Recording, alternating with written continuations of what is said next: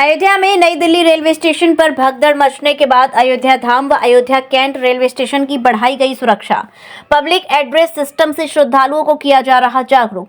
श्रद्धालुओं के आगमन व निकास के लिए बनाए गए अलग अलग एंट्री व एग्जिट गेट। सुरक्षा के लिए जीआरपी व सीआरपीएफ के जवान तैनात। सुरक्षा व्यवस्था को लेकर श्रद्धालुओं ने भी आरपीएफ व जीआरपी के जवानों की तारीफ की। कहा, सुरक्षा व्यवस्था के पुख्ता इंतजाम। महाकुंभ में स्नान कर भारी संख्या में श्रद्धालु पहुंच रहे हैं अयोध्या। कल हमने रामलला के दर्शन किए। हमारे जीवन को बहुत खुशी मिली और जो कुछ अयोध्या में परिवर्तन हो रहा है ये आने वाले दिनों के लिए और अयोध्या के युवाओं के लिए एक बड़ा रोजगार देने वाला माहौल बन रहा है, ऐसा मैं महसूस करता हूँ। 500 वर्षों का सपना सर पूरा हुआ, राम मंदिर बनकर तैयार हुआ।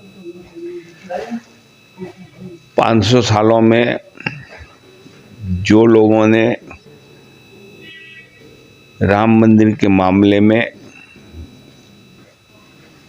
जो कुछ झेला है, उन लोगों के त्याग और बलिदान का ये परिणाम है और सनातन संस्कृति में बलिदान की बहुत महिमा होती है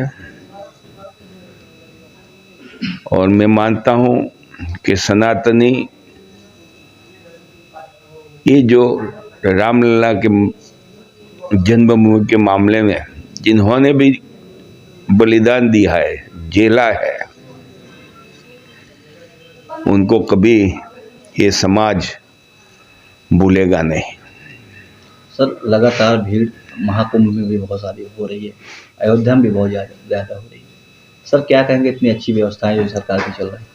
सरकार की व्यवस्था बहुत सराहनीय है। जो लोग जाके आते हैं उन लोगों के मुंह से हम सुनते हैं, मैं तो गया नहीं हूँ और जाने वाला भी नहीं हूँ हेल्थ के कारण, लेकिन जो लोग जाके आए हैं उनके मुंह से जो हम सुन रहे हैं,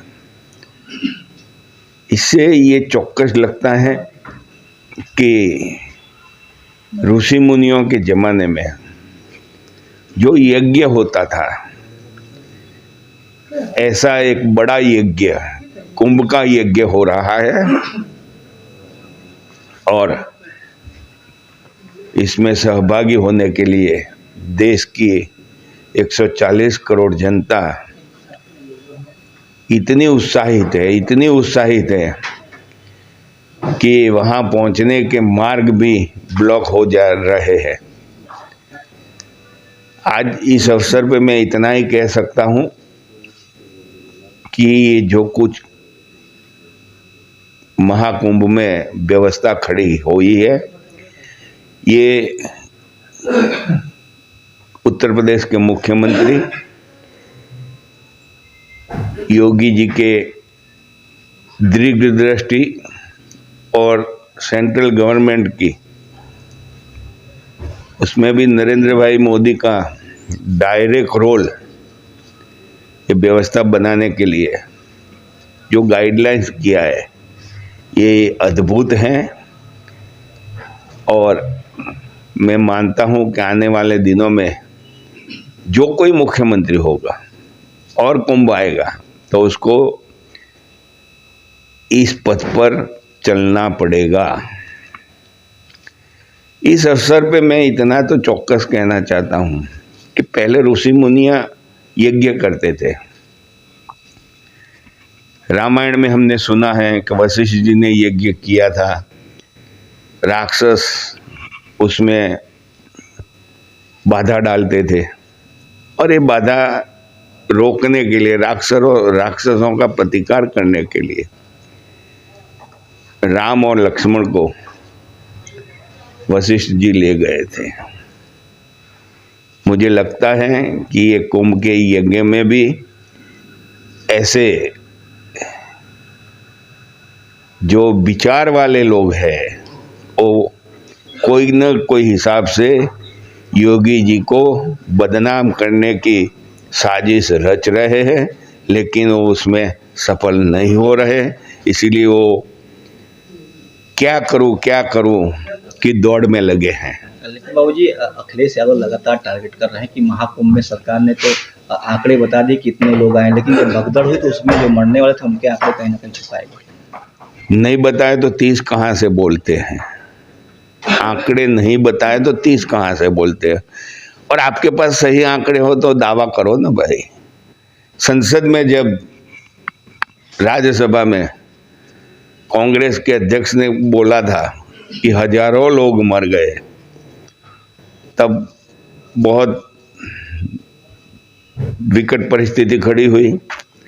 तब भी हमारे राज्यसभा के अध्यक्ष जी ने बताया था कि भाई सरकार नहीं देती है तो तुम तो दे दो, तुम्हारे पास हो तो, खाली अफवाह मत फैलाओ। सर, दिल्ली में और यूपी में बड़ी जीत भाजपा की हुई है सर। तो ये तो दिल्ली में हुई, यूपी में हुई, फिर से भी होने वाली है। जो काम करता है उसको लोग स्वीकार करते हैं, जो नहीं करता है उसको ठुकरा देते हैं।